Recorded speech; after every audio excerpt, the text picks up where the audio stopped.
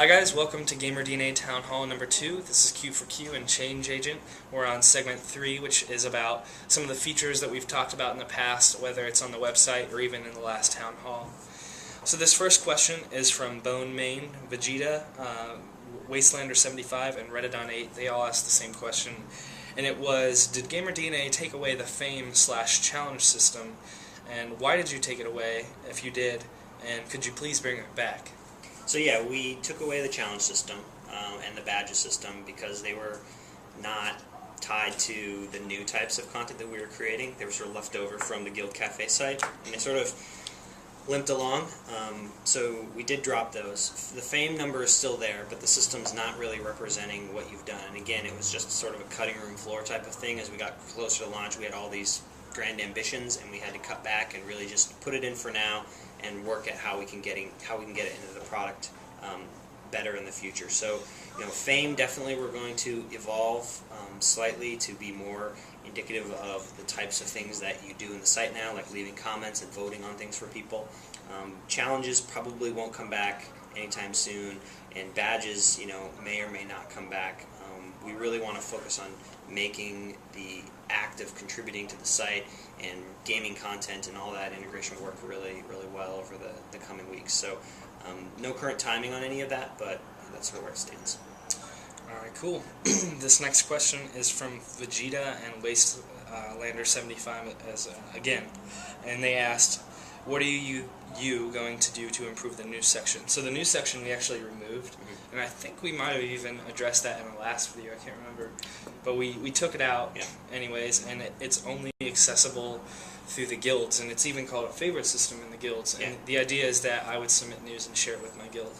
So we took it out, and we don't have any plans to improve that particular system, but we have thoughts around a way that of something that could replace it. Yeah, so the news section was again left over from Guild Cafe, and it was really part of the guild hosting system, as Sam mentioned, where guild mates would throw in favorite links and discuss those links, and then it was sort of evolved into a more global news system with voting, kind of like Dig. We never really planned to support that in the new product, so we shut it down, and you can only access it really through the guild sections today. So you shouldn't really be using that unless you're a guild sharing links amongst each other.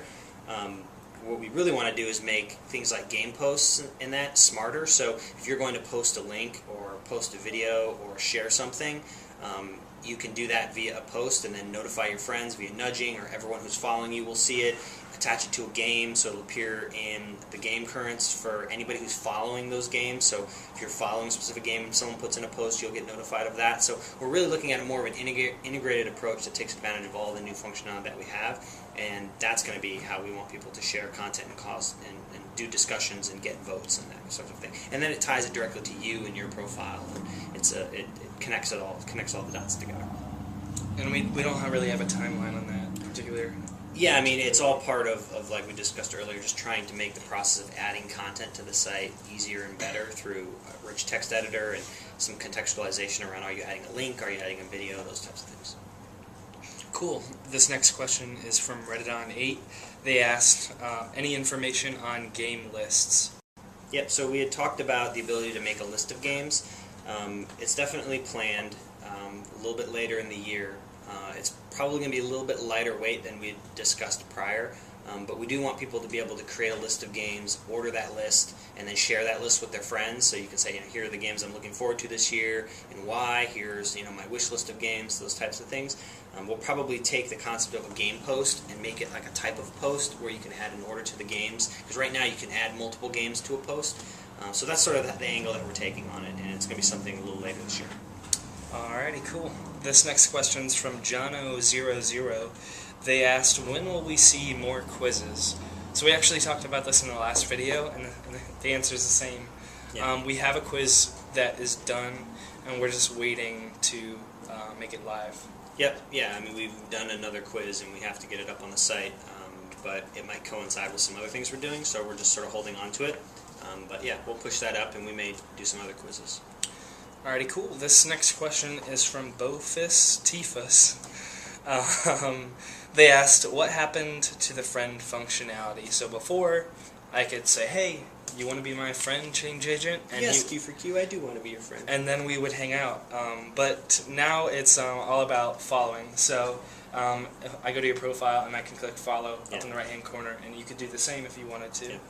Yeah, and there's a second part of this question around recommendations of followers. So when a new person joins the site, we recommend 20 people for them to follow. We default them to following them so that when they join the site, they're already sort of connected to an ecosystem of people that are creating content, so they can kind of see immediately the conversations that are happening around games. So we moved to a follower model because it's getting to be a pretty pervasive model for quickly connecting people and getting people involved in conversations around something. So the fact that I'm joining the site, when you join the site and you go through the Jumpstart wizard, we ask you what platforms do you play, and we ask you what games do you like, or we allow you to import your games. From that information, we can learn, are there people on the site that you already know, like Xfire friends or something?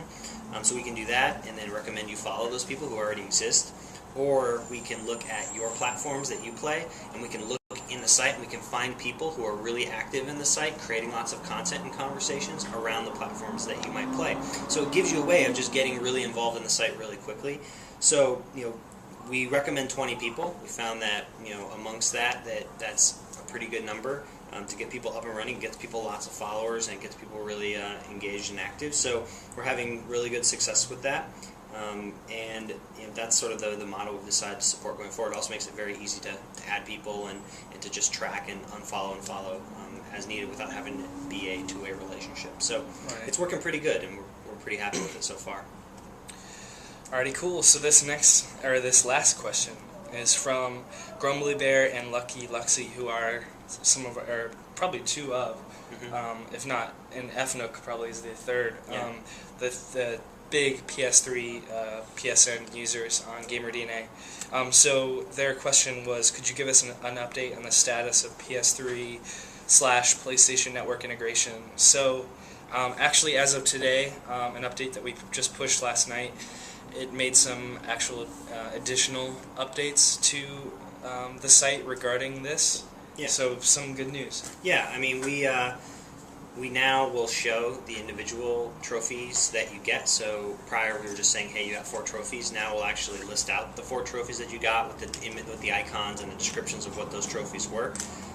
Again, the way that PS3 PSN integration works is we only detect gameplay when you get a trophy, because that's the data that Sony makes available on the public page. And the public page only seems to update when you go and sync it through your PlayStation. So you actually have to go to the trophies page in the PlayStation dashboard, and then that's what causes the sync to occur on the web. So if you're playing and you're not seeing your GamerDNA updating, you have to periodically go and update the PSN trophies. Then we add them to the site. So if you're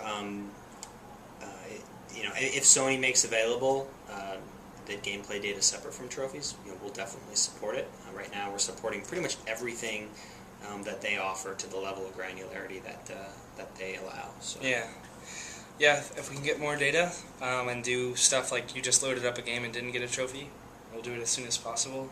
Yeah, I mean, right now if you play PSN, a game on PSN, and you don't get a trophy, you still have to manually put in your gameplay activity, unfortunately.